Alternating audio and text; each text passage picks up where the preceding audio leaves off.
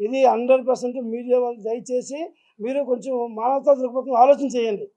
మీకున్న ఆలోచన పరంగా ఒక పేపర్ తీసుకుంటే ఈరోజు లొకేషన్‌లో ఎంతమంది వర్కర్స్ పనిచేస్తుంటారు, ఎంత జీతం ఇస్తున్నాం. పేపర్ తీసుకొని అదే నిర్మాతను రాయమని చెప్పండి. ఎక్కడ నష్టపోతుందో వాళ్ళ దగ్గర ఆన్సర్ ఉంది, క్వశ్చన్ ఉంది. కాకపోతే మమ్మల్ని వాళ్ళు చెప్పిన విధంగా మేము నడవలేదు. వాళ్ళు ఏది ఇస్తే అదే తీసుకొని పని చేయాలని ధోరణిలో వాళ్ళు ఉన్నారు. మేమేమంటున్నాం, మాకు మీరు ఇచ్చిన జీతం సరిపట్టదు, మా కష్టానికి తగ్గ ఫలితం కావాలి మేమున్నాం. ఇది అసలు కాంట్రవర్సీ ఇదే. దీన్ని పెద్దగా వాళ్ళు చూపించుకున్నారు సార్. మా కారణంగా ఏ నిర్మాత నష్టపోలేదు, మేము ఎవరు షూటింగ్ ఆపలేదండి. మమ్మల్ని కాదు బాంబే తీసుకెళ్తాను, బాంబే వాళ్ళు తీసుకొస్తాం, తమిళనాడు తీసుకొస్తాం అని చెప్పారండి. ఓకే అండి, వాళ్ళు మా ఫెడరేషనే. మాకు అన్ని ఫెడరేషన్ కలిపి మేమందరం కలిపి ఒకటి ఐఫాక్ ఇంటర్నేషనల్ కాన్ఫెడరేషన్లో మేము అందరం మా సభ్యులండి. ఎక్కడ చేసినా మా కార్మికుడే. మేమేమంటాం, వాళ్ళని తీసుకొస్తే నీకు ట్రావెలర్స్, అలివెన్సెస్ అన్ని హోటల్స్ అన్నీ మీకే పెరుగుతాయి, కానీ మాకంటే బాంబే వాళ్ళకంటే ఎక్కువ ఇస్తున్నామని చెప్పారండి. బాంబేలో బాంబే వాళ్ళకి ఇచ్చేదండి 8 అవర్స్ అండి.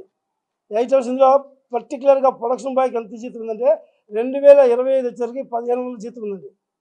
300 రూపాయలు కన్వీనియన్స్ ఉందండి. అలాగే మా డిపార్ట్మెంట్లో మందరిని కంట్రోల్ చేసే ప్రొడక్షన్ ఇన్ఛార్జ్ ఉన్నాడండి. వానికి 1700 జీతం ఉందండి, 300 కన్వీనియన్స్ ఉందండి. మరి మా నిర్మాతలు మాకు ఎక్కిస్తున్నారు కదండి. వాళ్ళనే అడుగుతున్నాను సార్, మీ సభాముఖంగా మా మీడియా ద్వారా అడుగుతున్నాను సార్. వాళ్ళు ఇది తెలుసా తెలీదా, మమ్మల్ని ఎందుకు మా గురించి ఎందుకు తప్పుగా ప్రచారం చేస్తున్నారు? చెన్నైలో అండి 1275 రూపాయలు కాల్ షీట్ ఉందండి, మాకు 1280 రూపాయలు కాల్ షీట్ ఉందండి.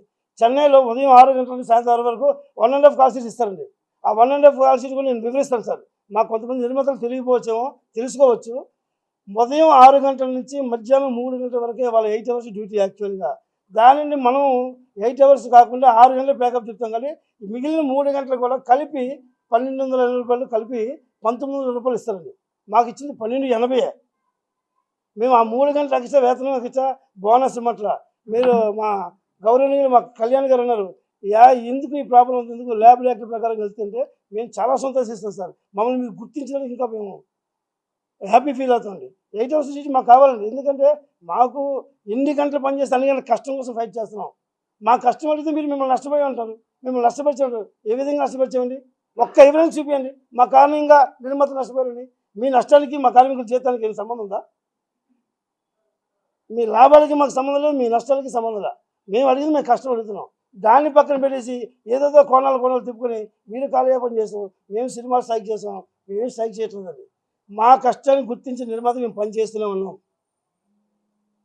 పర్టికులర్ ఇదే సార్.